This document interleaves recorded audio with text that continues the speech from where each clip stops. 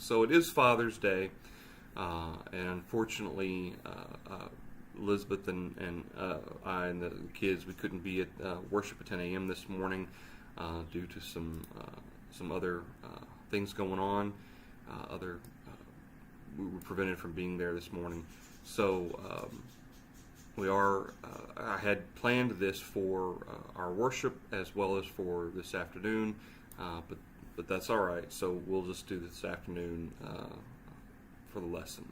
So on Mother's Day, I guess it was this year, maybe it was last year, I discussed 4 spiritual lessons I learned from my mother. And obviously Mother's Day, and Father's Day are days that our society set aside to honor these individuals who either are our mothers or fathers or served in some capacity in those roles that helped us in the roles that mothers and fathers do. And so obviously there are physical lessons that we gain from the traditional roles of mothers and fathers, whether it's learning how to golf or tie a tie or how to fish or throw a football or hammer stuff, that sort of thing. Fathers certainly play a role in that, in the upbringing both of their sons and their daughters of a physical type. But certainly there are physical lessons that fathers are uniquely designed as well as obligated, according to the scriptures, to provide for their kids. And so there are 4 spiritual lessons that I want to share that I learned from my father. And these are lessons that I value highly, just as I lessons that I've learned from my mother as well. So, first thing we want to discuss is that it's okay if things don't turn out the way you expect. That's one thing that growing up that I observed from my dad. A lot of times things didn't happen the way you want them to, or the way you planned for them to. And there were some major events. We had a brief move to Atlanta, Georgia, we were there, I guess, for maybe 6 months or so, thereabouts, maybe a little bit longer. And then we ended up moving right back to where we were in Columbia, in Hopkins, South Carolina. That's just kind of one of those things that just happened, and you don't know why things like that happen the way they do. But the key component is to be content even when things don't turn out the way you expect or want for them to turn out. And obviously being content has a much broader application, especially in today's society. There's so much lack of contentedness. And the term contented means to be sufficient for today. Okay, God has made me sufficient for today. There may be things I have on my wish list. There may be things that I have on my Amazon want list that I'm waiting to go on sale or whatever. There may be things that I even think that I may need, but God has made me sufficient today, and because of that, I can thank God for what I have, and I'm not going to allow the things I don't have to cause me to be miserable. And that's a key component here. And this is why Paul says, this is in context of the Philippians, he's writing to them regarding the fact that for a while the Philippians weren't able to support Paul physically, either with money or clothes or food or whatever. But then they were able to once again. He says, I rejoice in the Lord greatly that now at last your care for me has flourished again. Though you surely did care, but you lacked opportunity. It's not that they didn't care, it's just they weren't able to. But then Paul says in verse 11, not that I speak in regard to need, for I have learned in whatever state I am to be content. I know how to be abased, and I know how to abound. Everywhere and in all things I have learned both to be full and to be hungry, both to abound and to suffer need. I can do all things through Christ who strengthens me. So when Paul makes a statement, understand that Paul's describing times where he has gone without. But that didn't change anything. He learned how to be content even in those situations where maybe he was hungry, where he did suffer need, when he was abased. That's why Paul says what he says in verse 11. Not that I speak in regard to need. It's not that I have to have the things I need in order for me to be happy, or for that matter, to be content. And there is a difference between happiness and contentedness. Happiness is an emotion. And being happy, you may have everything you want. In fact, as is often the case, you may have everything you want and be unhappy. And people who may not have everything they want may also be unhappy. But then there may be times where you're happy and there may not be a reason, or there may be a reason, but it comes and it goes. Whereas being joyous, and we've talked about this before, is recognizing that I'm blessed of God. Okay, I'm blessed by God, and God has given me the things that He deems me needing, and He has blessed me in ways perhaps even beyond need, as is the case often at least in our country.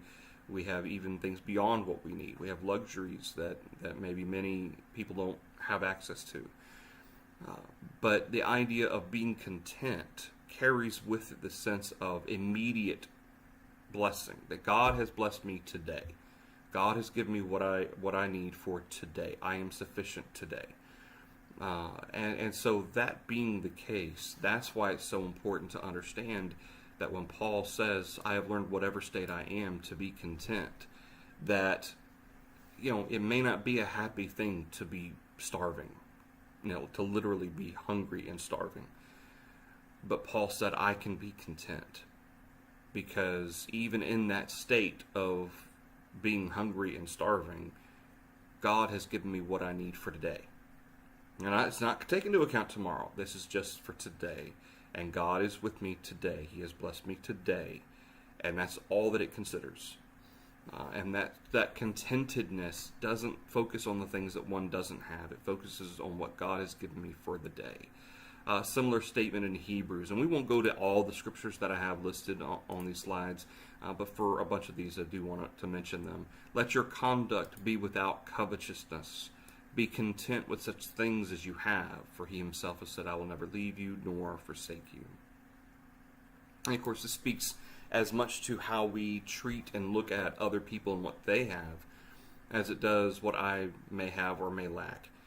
Let your conduct be without covetousness. You don't look at other people, first of all, and wish ill will on others because you wish they didn't have something and you did. But even more than that, notice he says, let your conduct be without covetousness. Covetousness has a way of causing or changing the way we treat other people. If they have something that I wish I had, and I allow that to be an obsession, I allow that to be something, it's not just, oh man, I wish I had that Ferrari or whatever, but it becomes if I see that person every day at work or every day at school and I treat them badly, and maybe I conspire to cause bad things to happen to them, or in some way for them to get in trouble because I don't like them because they have things I want, that carries with it the idea of covetousness as well, especially if it's in an effort to gain that possession from that person. That goes even further. Be content with such things as you have.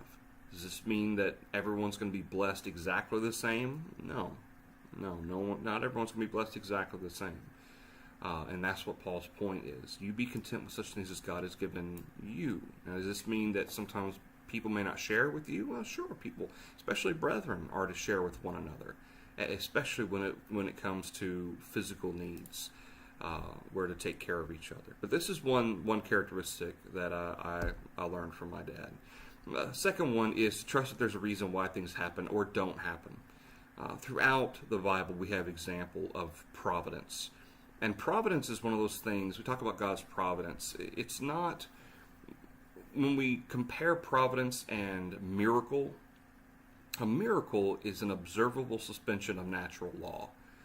Okay, in the middle of a storm, Jesus says, peace be still, and all of a sudden it's peace be still, and all of a sudden it stops.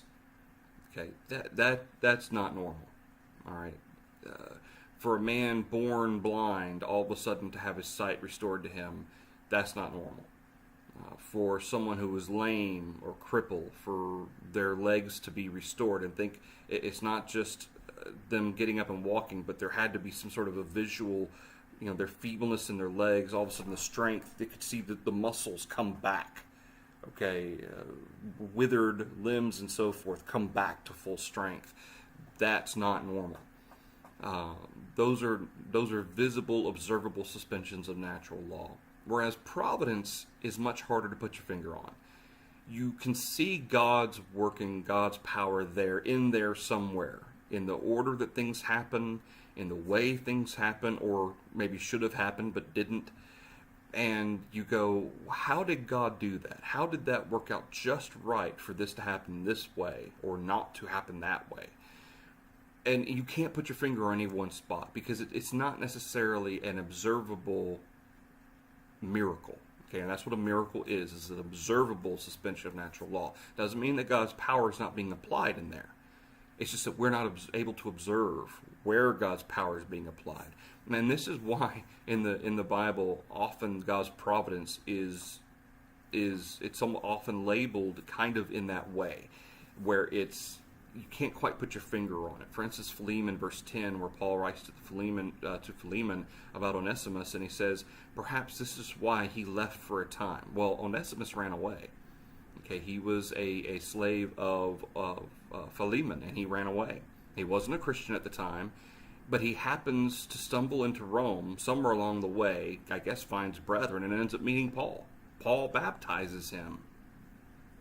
And in that process, now Paul's sending Onesimus back to Philemon. But Paul says, perhaps this is why, and it's always that phrase, perhaps maybe this is why this happened this way, so that now you could receive him back not only as a slave, but now also as a brother. Esther, chapter 4 and verse 14, is a famous one as well. It's the statement from Mordecai that he ends up giving to... where's Esther? There it is, Esther Job. Yeah, there we go. Chapter 4, Mordecai, it's through a messenger, but he gives a message to Esther to remind her of what she needs to do for her people as they're facing destruction. And in verse 13, Mordecai told them to answer Esther, do not think in your heart that you will escape in the king's palace any more than all the other Jews. For if you remain completely silent at this time, relief and deliverance will arise for the Jews from another place, but you and your father's house will perish. Yet who knows whether you have come to the kingdom for such a time as this? It's always in that almost perhaps this is why. Maybe this is all designed for this reason. Maybe this is how this happened for this, so that this would happen at this point in time. It's one of those things that it's hard to put your finger on where God's working in all of this. And yet, all through Esther, even though God's not mentioned specifically, God's all through there. He is all through Esther. I mean, if you read the book of Esther, Esther's a great commentary, or great... the amount of providence involved in the entire book of Esther, just going from start to finish, is just unreal. I mean, at one point the king couldn't sleep, and so he had the records read to him, and it just happened to be the record where Mordecai had warned about an assassination plot. And the king asked, did we ever reward Mordecai? No, we never did anything for Mordecai. And that ends up being a big deal. Why couldn't the king sleep? Did God make it where the king couldn't sleep for some reason? What was it God did exactly? Did God make it where the king had a long day and he couldn't sleep? Did he make it where he drank coffee before bed and couldn't sleep? What did God do? And it's one of those things, that's how providence works, that you can't put your finger on it. You don't know exactly where God's power is working, but you know it is, because things don't just happen by coincidence like that. Okay, especially in a pattern in this way. Coincidence, one thing. Some people may consider it luck. But when you have a pattern of coincidence and luck, it's not just coincidence and luck. Okay, there's reasons why things happen like that. The way that they do. And that's part of what Paul addresses in Philemon verse 10. In Ephesians chapter 1 and 1 Timothy chapter 4, all of these speak to what our roles are, especially given what God has done for us and allowed for us to do.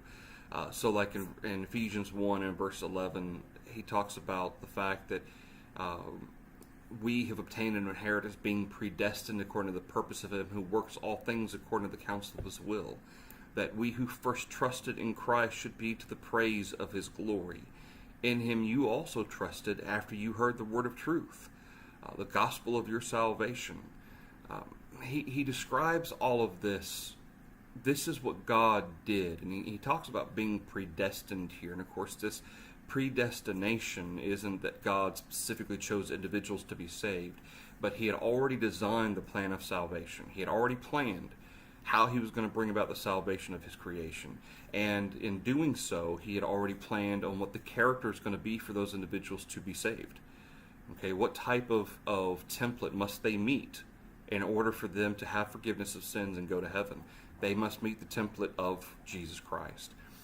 God planned all of these things beforehand, and it speaks to God's ability and power to know what's going to happen, how people are going to react. But God planned all of that to happen a certain way. Did he make the Jews reject Jesus? No, he didn't. But he knew that's how they would react. He understood that this is how they're going to react, and this is what the prophecy spoke to. There's a reason why things happen or don't happen. That sometimes you have to, and sometimes, you know what, and this kind of speaks to providence also, we can speculate as to the lessons, perhaps, that we are to learn from certain things that happen or don't happen. And we can gain application from any number of ways in which something that happens or doesn't happen affect us. But you know what? In the end, some things may happen or don't happen for a much broader, much more important purpose than simply for us. All we have access to is our little slice of perception. Yet God sees the big picture. And so what may happen or not happen to us may not have anything to do with us. Maybe the entire reason something happens to us is for an example to another brother or sister, and we have no idea that they're going through something, but they see us go through it and it gives them strength. Okay, and we may know, and we'll never know. We'll never know. And this is the beauty of providence, is that maybe this is why.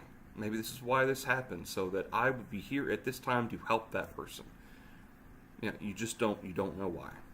And that's the beauty, but also, you know, for those of us who are obsessed with knowing the mysteries of why things happen and don't happen and what the reasons for them were, we have to understand. And Job, this is a great lesson that Job learned as well. I don't have it on here, but, you know, all the things that happened to Job had a purpose.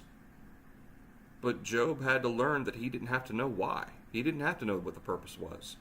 And that's kind of what the ultimate message of the book of Job is. Job chapter 42, I have asked those things that I have no right to know.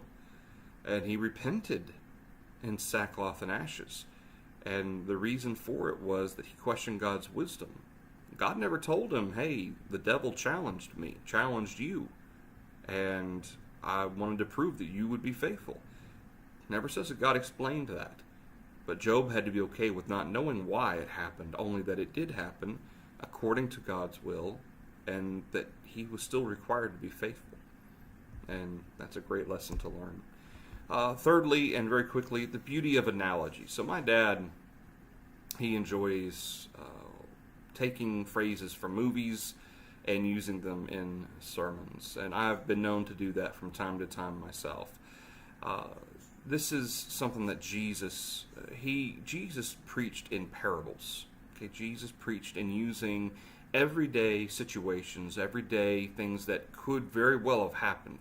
And that's what a parable is, an example of a real-life possible scenario that is designed to bring out a spiritual application, okay, or a spiritual moral of the story, so to speak. Jesus, on regular occasions, taught in parables. But it's important to note that there were times where Jesus was asked, Jesus, why are you speaking in parables? What is the purpose for you teaching this the way that you are? So, for instance, in Matthew chapter 13 and verse 34, all these things Jesus spoke to the multitude in parables, and without a parable he did not speak to them. Okay, so you go back through and he talks about the kingdom of heaven and the value of the kingdom of heaven and what the things that are going to parable of the sower and so forth, that it might be fulfilled which was spoken by the prophet, saying, I will open my mouth in parables, I will utter things kept secret from the foundation of the world. Jesus taught in parables to give people, and to really in a lot of ways teach people, the value of understanding you can take everyday type of situations and apply it to a spiritual purpose or spiritual lesson or application, and to help people make kind of bridge that difference and to train them to think in spiritual ways. When Jesus spoke to the Samaritan woman at the well and he talked about the water that he could give her which she would never thirst again, she thought he was talking about literal water, and yet he wasn't. And that he was talking about spiritual water. But see, some of them didn't understand how parables worked, how analogies worked. This is why in Matthew chapter 13, verse 10, the disciples came and said to him, why do you speak to them in parables? Why not just come out and say what you're going to say? And Jesus says, because it has been given to you to know the mysteries of the kingdom of heaven, but to them it has not been given. It's not that Jesus was hiding things or didn't want people to know the truth. He needed to teach them first how to think in spiritual ways. That's what they had to learn. They had to learn how to be able to think in a spiritual format, especially given the fact that there were factions of the Jews, like the Sadducees, who didn't even believe in a spiritual realm. They didn't believe in angels. They believed God was flesh and blood. Okay? They didn't believe in a spiritual in the spirit. So how can you explain to somebody spiritual things when they have been raised up and taught that there is no such thing as a spirit or spiritual realm? You're going to have to lead them to that point. And that's why Jesus did that. But there's a phrase that my dad used once. I'll never forget it. And I don't remember what the broader point of the sermon was. It had something to do with temptation or an application about temptation. But this is a statement that my dad made in one of his lessons that he preached when I was growing up. He said, just as Wile E. Coyote is ever after the roadrunner, so the devil is ever after you. And he used this in association with what Peter says in 1 Peter chapter 5 about the devil being like a roaring lion seeking whom he may devour. But there was a broader point or application within the lesson itself about Wile E. Coyote and the Roadrunner, and there was associations with the devil trying all these schemes, trying to catch you and try to trap you and so forth. I remember that much. But this was his conclusion, and it just stuck with me. And that's one of those things, it made sense, because I grew up, watching Looney Tunes and Wile E. Coyote try to do all these things to catch the Roadrunner. And yet the Roadrunner was always one step ahead. Okay, the Roadrunner was always aware of himself, and he was always aware of what was happening, and he never let the coyote ever catch him. And that, to me, and to kind of picture the devil in that way of scheming and plotting, and of course, obviously, the devil's not as harmless as Wile E. Coyote was, but to understand that relationship, that analogy, it helped me when I was young, and that's something that why Jesus taught the way that he did, because it helps people to understand spiritual lessons that are important for them to understand. And then finally, last point for you this afternoon: to whom much is given, much shall be required. And this actually kind of comes after Jesus describes this whole aspect. Some of this is what Jesus describes as well. In verse 12, whoever has, to him more will be given, and he will have abundance. Whoever does not have, even what he has will be taken away from him.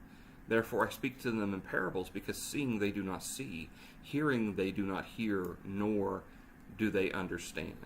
And of course, Jesus quotes the prophecy from Isaiah, hearing you will hear and shall not understand, seeing you will see, not perceive. The hearts of this people have grown dull. So they're not used to thinking in this way and understanding in the ways that they need to. And that's part of what, to him who has, or to whoever has, more will be given. An understanding, an ability to think in the way of the Spirit. If you have that ability, you'll gain even more.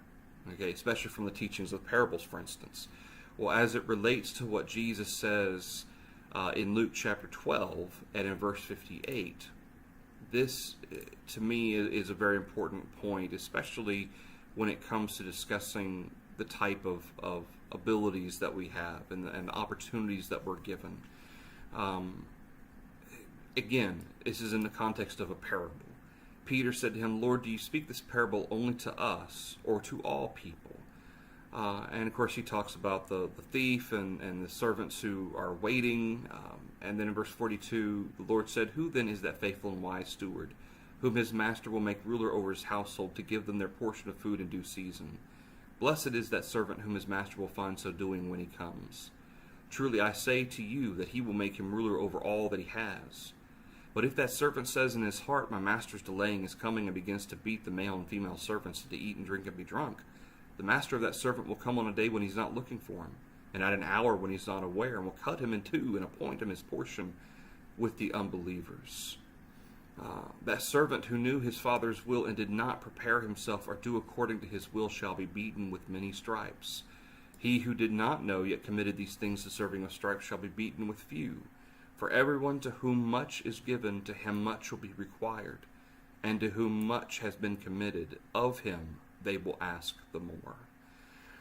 So as Jesus speaks about this, and he's answering Peter. That's what this is. It's an answer to Peter. Lord, do you speak this parable only to us or to all people? And this is the point. See, is those of you who have the ability to understand, much is expected. Okay, those for whom they don't have the ability, yet they still commit the wrong. Okay, they will still there is some expected of them as well. But to whom much has that's what his point is about, deserving of stripes, they shall be beaten with a few. Some people read this as being there's going to be a hotter hell for some and a lesser hell for others. That's not what Jesus is saying. That's not his point. He's using analogy once again. Those servants who aren't aware of the master's commandments, those who committed those things deserving of stripes, but they didn't know any better, there's going to be more forbearance and more patience with them than there will be. And here's what the real point is. People focus on that part. The point is those people who know better, and yet they do it anyway, they will be beaten with many stripes. And that's really what Jesus' emphasis is. For everyone to whom much is given, whether that's understanding, okay, and that's kind of what the point here is that the parables are meant to provide understanding, especially for people who are able to understand the spiritual points. And that's what his point is that while the rest of the people may not get this, Peter, you and these other apostles specifically, but the rest of the disciples should get it. Okay, because to you, understanding has been given. You understand, or should at least understand, what these things mean. And so I expect more from you than perhaps some of these others who were raised not understanding what the Spirit means. For everyone to whom much is given, from him much will be required. To whom much has been committed, of him they will ask the more. The understanding of this is, and this is kind of the application of what Jesus is saying, when a person has the knowledge, the understanding of what Jesus says, and then you couple that with the blessings that God has given us, the abilities that God gives to each person, much is expected. Okay, we can't just take what we have and sit on it and then do nothing with it.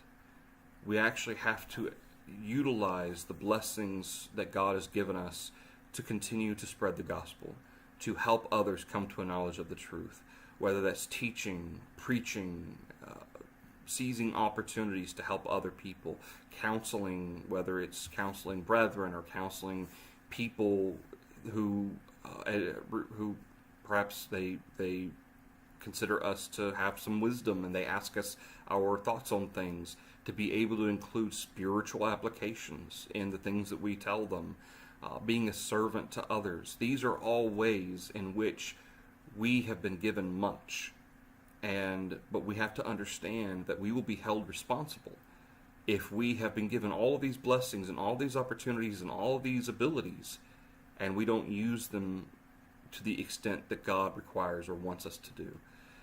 And that's something else that my dad taught me as well. And that's, when I think about, especially growing up and watching all the things, my dad actually was he was quote-unquote part-time preacher. He preached full-time, but he also worked a full-time job. And there were a lot of things that I remember my dad spending time to do, studying, especially on Saturdays when he was off of work. He'd sit in his chair and study for Bible class or study for a sermon.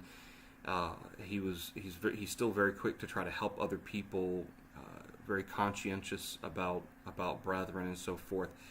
And that's one thing that I carry with me, that I value greatly. So these are four things that hopefully can help us not only to be better servants of God ourselves, to take these lessons and apply them ourselves in our lives, but also for those of us who are fathers or serve in a role to help children or young people, to maybe help emphasize some of these aspects to them as well. Because these are important. These are broad life lessons, spiritual life lessons that children need to understand and young people need to understand. And if we have the ability to reach them, we need to try to do the best we can to do so. All right.